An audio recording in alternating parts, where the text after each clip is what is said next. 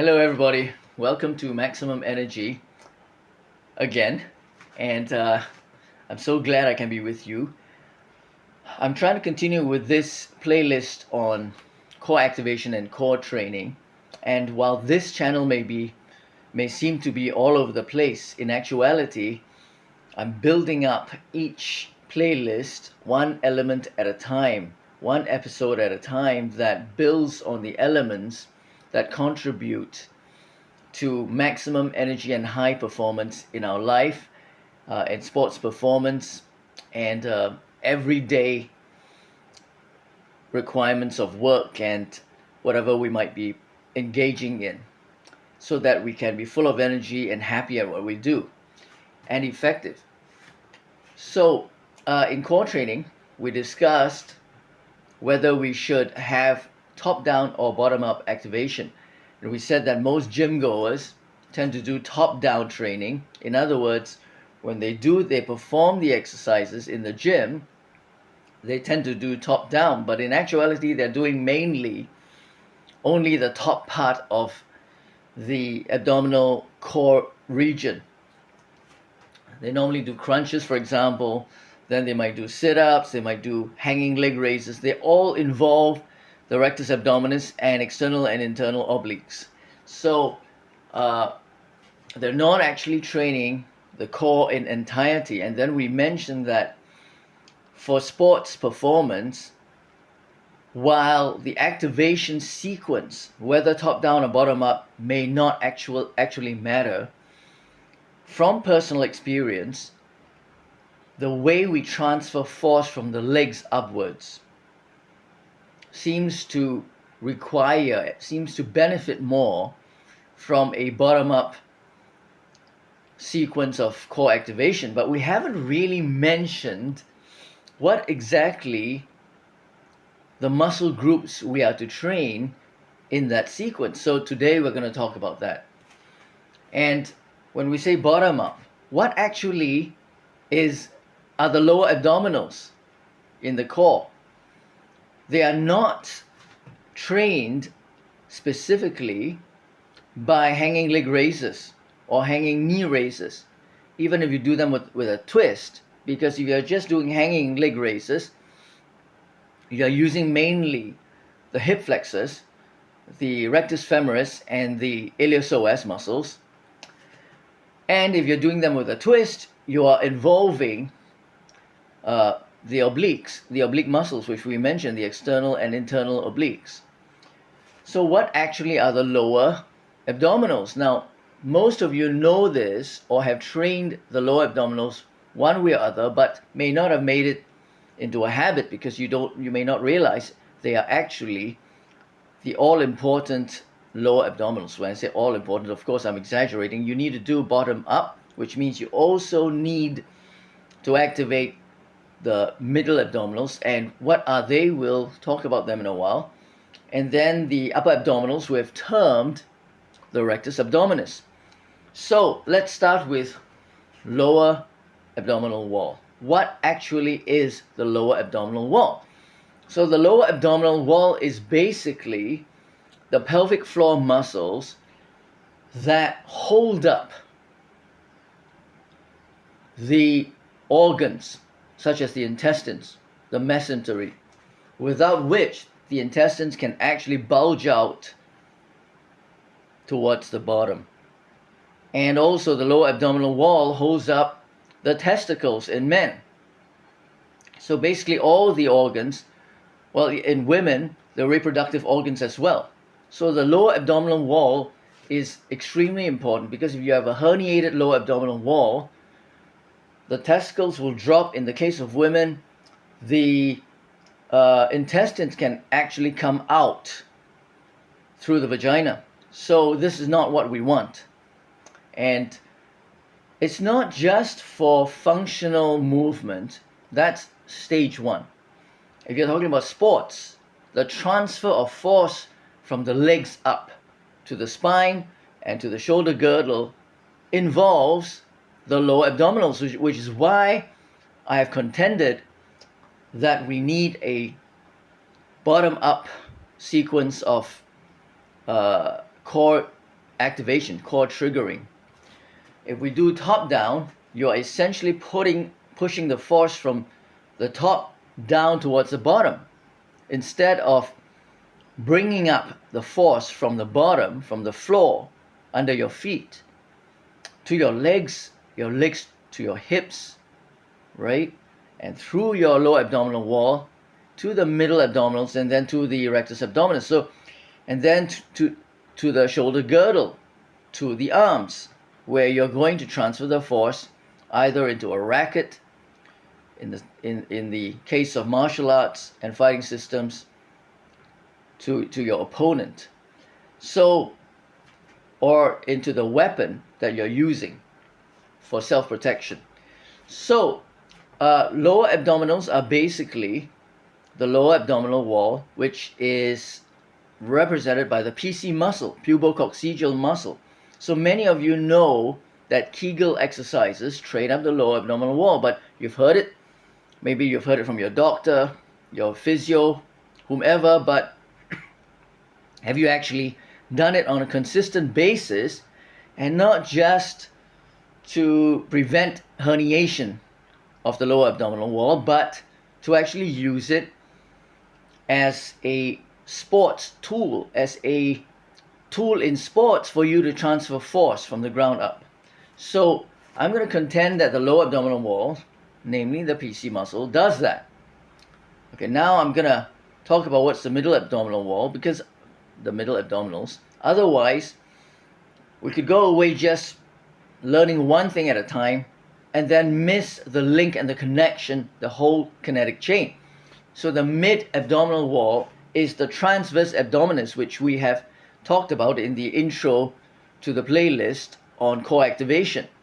And the transverse abdominis joins from behind where the spine is, the thoracolumbar fascia, a piece of fascia that runs from the pelvic girdle all the way to the occiput. It's a piece of fascia called the thoracolumbar fascia, and the muscle runs from that to the front of the abdominals. So what happens is that this transverse abdominis is like a corset. It protects your spine. So for those who say that just bracing helps, to a very large extent, bracing helps with stability against taking hits, taking impact. We've talked about this at some length. But for spinal stability, to make the spine rigid rather than floppy, if you tighten the transverse abdominis around the spine has greater protection. Okay, actually I should say, yeah, well, like this. Okay, so it runs from a thoracolumbar fascia behind to the linea alba in front, which is the midline of the rectus abdominis. So when you tighten that, you rigidify the spine so that force is transferred from below, from your legs to your pelvis, and then up through the lower abdominal wall, through the spine to the shoulder girdle. So how do you do that? How do you tighten this corset? And that tightening of that corset is done by drawing in your navel towards your spine. For those of you who will tell me surely that EMG studies show that when you draw in, you actually weaken the stability, you weaken the core muscles, and only bracing increases those muscles in stabilizing your spine.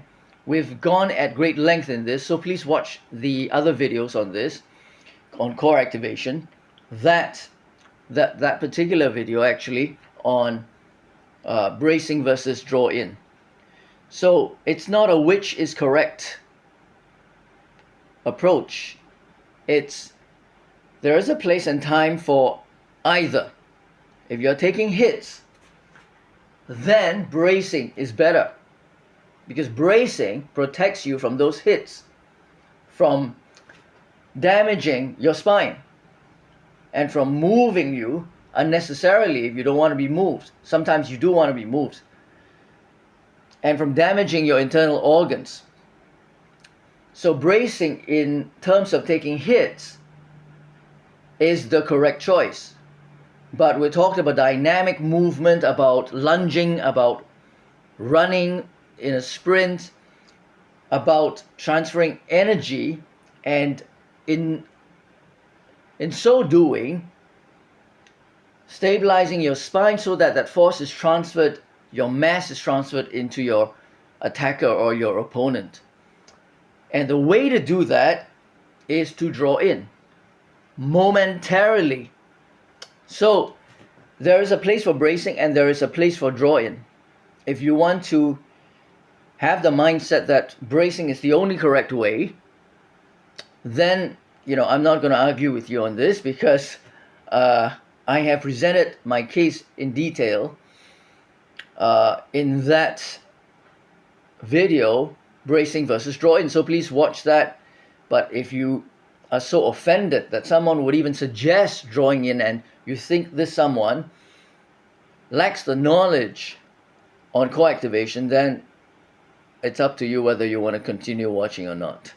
So what drawing in does is that it stabilizes the spine in dynamic movement. Whether you're punching, moving dynamically, whether you're lunging, twisting your spine, bending over, lifting a heavy weight, stepping on slippery ground, balancing atop a Swiss ball.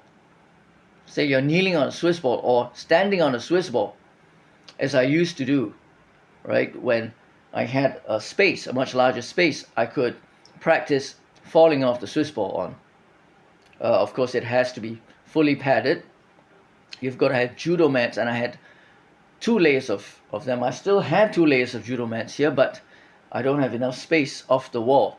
But I'm giving you a suggestion that if you're practicing that, you would want to draw in to stabilize the spine from movement, unless you're taking hits. If you're taking hits, external pressure, then bracing would be the better way. And we spoke also about bracing impeding breathing, because you can't breathe properly when you're bracing.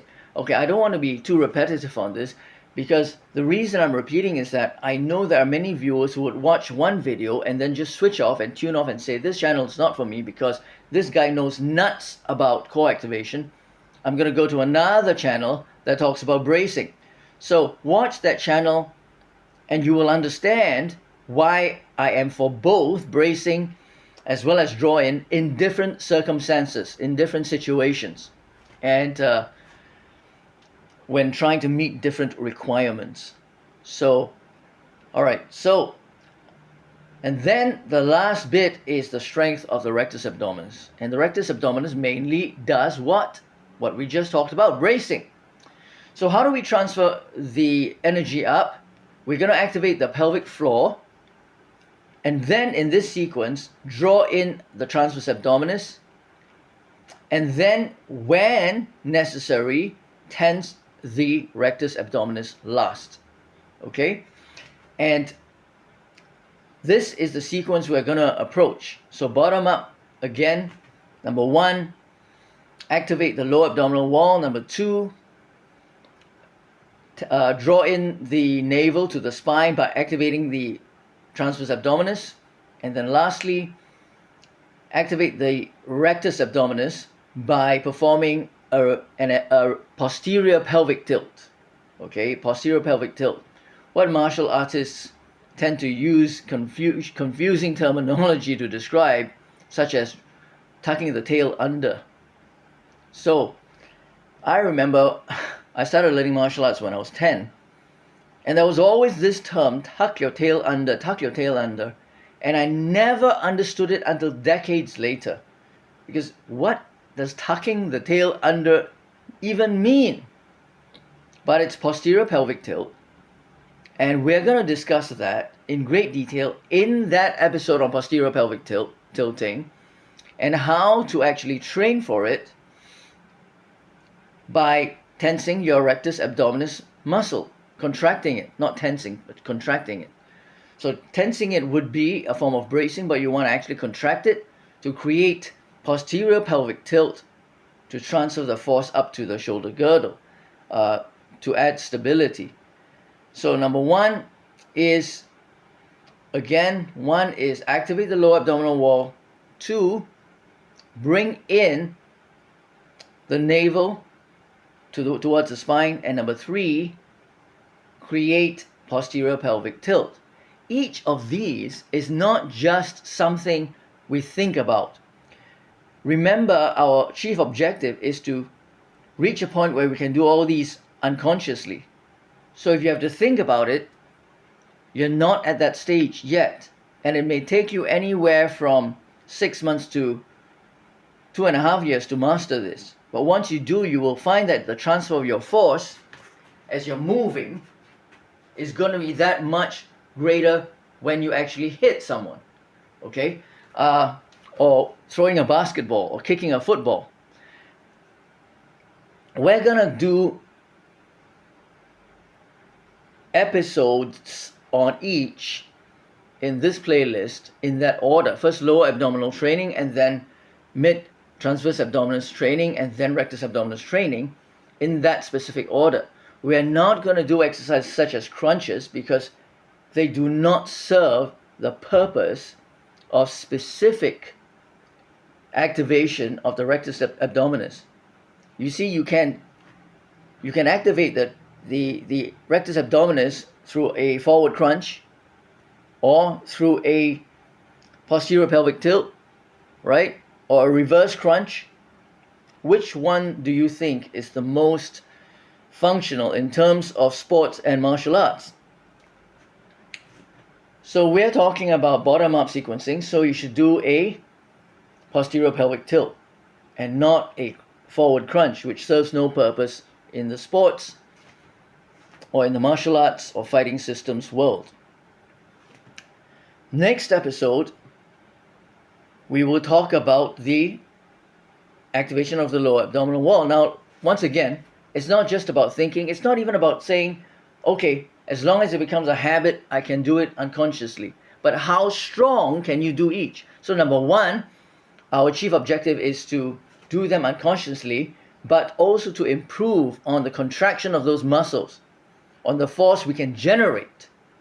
So anybody can do a Kegel exercise, but how strong is your lower abdominal wall? So we're going to talk about that in the next episode, how to strengthen the lower abdominal wall by performing Kegel exercises in the correct way for sports, not for the prevention of hernia, which is good, but that's just rehabilitative if you've had lower abdominal surgery of some sort or gone through a C-section operation. We're talking about reaching a point, a high-level performance in sports, martial arts, and fighting systems. And then we're going to talk about specifically how you're going to do transverse abdominis activation. It's not something where, oh, okay, I remember we are supposed to pull in our navel. It's how strong can you strengthen the transverse abdominis? How strong can you do it? That is the question, and that will be another video on transverse abdominis activation and training. And then lastly, the posterior pelvic tilt. So stay tuned, guys, for the next episode on lower abdominal training. Thank you for watching.